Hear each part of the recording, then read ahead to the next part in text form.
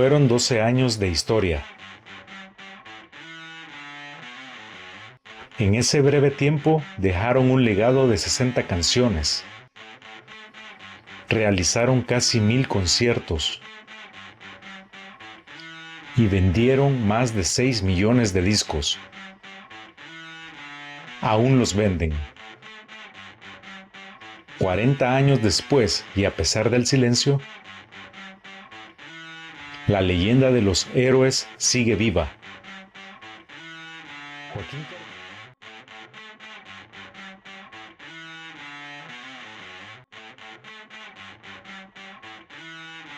Joaquín Cardiel recuerda con mucha nostalgia aquellos años gloriosos con Héroes del Silencio, la historia de 4 chicos que cambiaron la historia del rock en español para siempre. Y cuando éramos jovencitos, en los 80s, 90s, veníamos mucho con las amistades a tomar cervezas, a echar partidas al ajedrez, escuchar música, poner discos. Era un poco nuestro lugar de encuentro. Cuando veníamos de gira, de conciertos o incluso cuando salíamos de ensayar y componer, nos solíamos venir a esta zona y estábamos por aquí con los amigos. Los primeros años fueron maravillosos porque era un sueño hecho realidad. 4 amigos que se dedican a componer música, que lo dan todo para hacerlo y salió bien. Con la salida de Pedro Valdivia, el trío Zumo de Vidrio se vio obligado a buscar un batería, el cual sería Pedro Andreu. Joaquín entra con el bajo para liberar a Bunbury y darle mucha libertad sobre el escenario. Yo soy Joaquín y toco el bajo. Yo Juan y toco la guitarra. Yo soy Enrique y canto. Y yo soy Pedro. A partir de los 14 o así ya estaba un poco enfermo con eso. Quería tocar la batería y lo hacía en clase, en el colegio, en el autobús y ensayaba para conseguir que ellos me aceptaran como uno más. Era un reto. La teoría dice que el bajo y la batería deben ser casi gemelos. Joaquín es un tipo con el bajo muy melódico. Y yo no quería hacer lo que él para dar hueco a que su sonido en el bajo aportara también la percusión y entonces nos intercambiábamos a veces espacio, ¿no? Luego Juan, pues claro, con su guitarra, que era que llenaba mucho el espacio con los efectos aquellos que todos descubrimos, como el delay, los chorus y demás, y Enrique, que tenía una voz particular y además era potente en el escenario porque tenía presencia. Pues creo que la combinación ganó. Joaquín traía a veces cintas con melodías y arpegios de Juan, que eran auténticas joyas musicales. Yo le decía, tenéis aquí un material fabuloso para trabajar canciones. Y luego, yendo a los locales de ensayo, enseguida me di cuenta de que las ganas que tenían de trabajar, el talento de los 4 juntos, estaba cuajando en algo importante. Mandaban sobres con maquetas a las discográficas.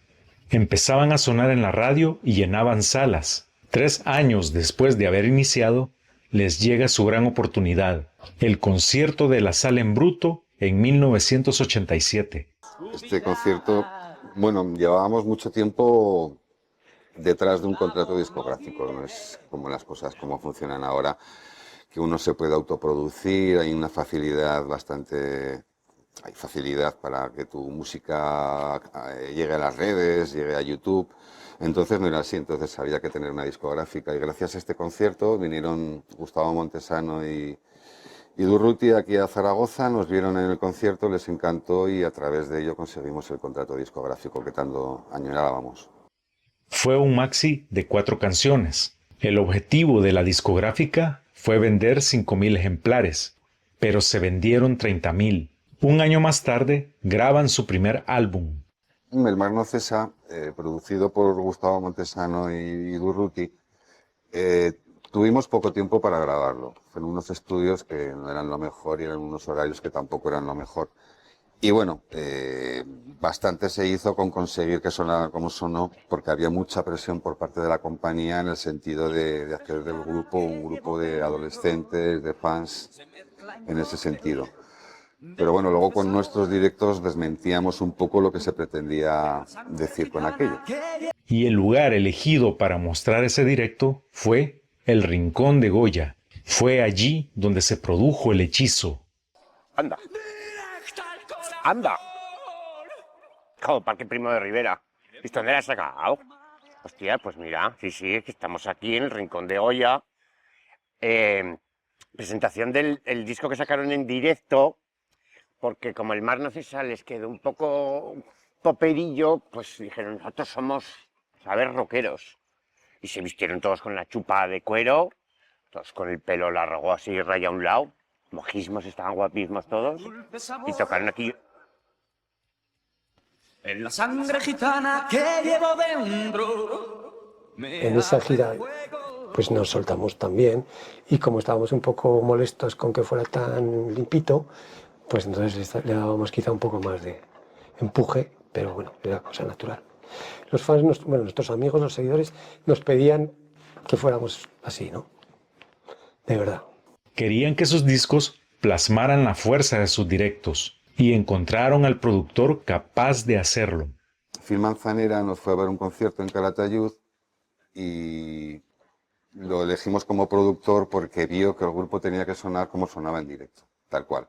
Guitarra, batería, bajo y voz y poco más. Y así grabamos Sendero de Traición. Héroes del Silencio es uno de los grupos más prometedores del pop zaragozano. Ellos son muy jóvenes y muy nuevos. Dios del Silencio. Tremendo grupazo directamente desde España. ¡Menudo sonido tiene! Realmente les catapulta de una manera extraordinaria. Empiezan a tocar ya en ciudades más pobladas, más importantes, y dan el salto definitivo cuando van a tocar a Berlín, y a partir de ese momento el despegue es meteórico. Ahora estamos cantando en español y vendiendo discos en países que no son España, y esperamos que esto siga así. Lo de Europa se nos metió en la cabeza a nosotros, porque ni la compañía ni el management tenían confianza en que pudiera funcionar. Pero bueno, a través de diversos contactos que teníamos en Suiza y Bélgica, nos bajamos otra vez del carro y volvimos a empezar de nuevo en sitios más pequeñitos a nivel europeo. Y fue bien. Llevaba una batería ya muy grande, porque tocábamos en sitios grandes. Entonces, la banda tocaba en el suelo del lugar y yo tenía que tocar en la tarima, por eso lo cabía yo. O había lugares en los que hemos tocado en fila, o sea, ahí el bajo, aquí la guitarra y la voz allá. Echar el ancla a babor y de un extremo largo ya y del otro tu corazón. Por evolución, pensábamos que podíamos aportar más guitarras, aportar instrumentación nueva. De hecho, al final salió un doble álbum y bueno, fue una especie de evolución. Creo que yo natural, porque a través de los innumerables conciertos que íbamos haciendo y tal, pues el grupo se iba endureciendo, se iba haciendo más rock. Y fue el resultado, el espíritu del vino de ese proceso. Habíamos hecho 50 conciertos en España, 60 en Europa, y ahora empezamos en América y podíamos hacer otros 60. Y ya te das cuenta de que era una salvajada.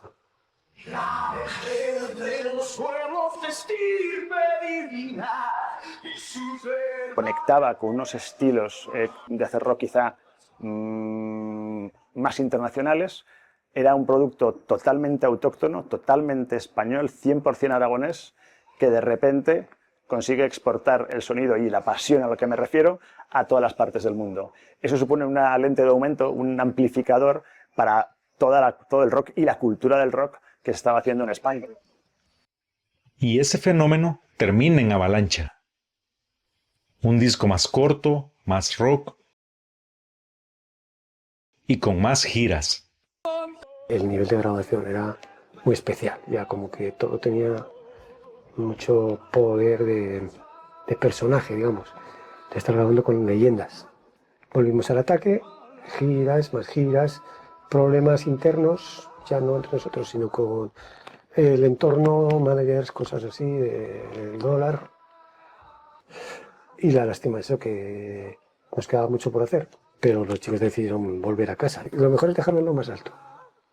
Pero nosotros no habíamos llegado. Así que nos lo dejamos en lo más alto. Hola, somos Héroes del Silencio. Después de 10 años sin subirnos juntos a un escenario, nos emociona especialmente poder anunciar que este año, y con motivo del 20 aniversario de la edición de nuestras primeras grabaciones, haremos una gira conmemorativa de 10 únicos conciertos.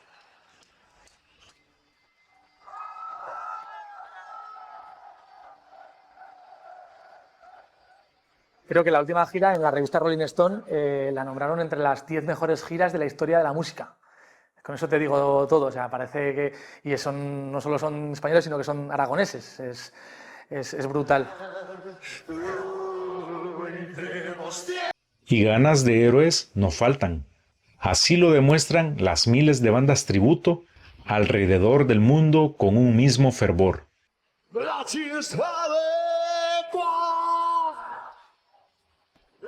Al final la gente lo que quiere cuando ve un tributo del grupo que sea es ver lo más parecido a su artista favorito, ¿no? Entonces la preparación pues es de constante, diario, pues te vas metiendo, encontrar el equilibrio entre que no te pases con tu personalidad y tampoco pasarte con la de Enrique, pues obviamente pues es trabajar duro y mirar muchos vídeos. Muchas poses de Elvis, un alarde, por decirlo de alguna manera, en su manera de cantar, como Rafael, y aprendí técnicas de canto lírico y coincidió que toda la postura de la lengua, de la campanilla para arriba, de la posición, todo eso, Bunbury lo acopló a su personaje y me vino de cine, ¿sabes? Todo el mundo, todas las bandas al final beben un poco de lo que dejó Eros, de la semilla que dejó Eros. Soltad a los perros porque me he escapado. Arre Bogotá es uno de los grupos que más pronto se te viene a la cabeza, ¿no? Pero es verdad que incluso hasta la personalidad del grupo te lleva como esas muchas más. La chispa la mantienen viva los miles de fans que además de seguir comprando sus discos, han consagrado el día H en el calendario. El día H es el 19 de octubre y el epicentro de este terremoto, como siempre decimos, es Aspe, ¿no? Hermanados con las Líneas del Caos, que es el club de fans oficial. Luego se unieron otros amigos, otros pueblos, otras ciudades, otros países, hasta formar lo que hoy conocemos como el DH, que es una celebración mundial en torno a Héroes del Silencio. El gran triunfo del DH pues es eso, es la hermandad de todo el mundo, el respeto de todo el mundo, la cercanía de miembros de Héroes. Ha estado Juan, ha estado Pedro, en otras ocasiones ha estado Joaquín, incluso Enrique de forma virtual un par de veces. En Panamá el amigo Elvis consiguió reunir a Gonzalo Valdivia y a Alan Boguslavski en un escenario a la vez. Eso fue importantísimo. Y son estas cositas que mis hermanos de Aspe llaman la magia del DH. Creo que 40 años después sigue interesando, no es que lo crea, es que estoy convencido de ello y simplemente el eco del documental también sirvió pues, para el lanzamiento de un libro biográfico y creo que por lo que yo sé también sirvió para relanzar un poquito más los discos de los héroes que años después de su disolución siguen vendiendo bastante. Cuidado. Llegados a este punto, 40 años después, la pregunta es obligada. ¿Volveremos a ver a Héroes algún día sobre el escenario? Hay muchos factores que tienen que confluir en las carreras personales de cada uno, en la salud, en las familias, muchas cosas tienen que confluir para que se dé. Yo lucharé, por supuesto, por ello. Se acabó. No habrá más. No lo he escuchado. ¿Por qué? ¿Por qué no lo escucho? Sería sencillo. Quizá yo me quitaría un peso de la cabeza y diría, vale, pues ya está, hemos terminado. Tan amigos. Bueno, pero no, nadie dice, se acabó. Entonces estoy siempre con la mosqueta en la oreja. Pues cualquier día me llamarán, oye, pasa mañana, agarra tus bártulos que nos vamos. Y te aseguro que me costará bien estar preparado.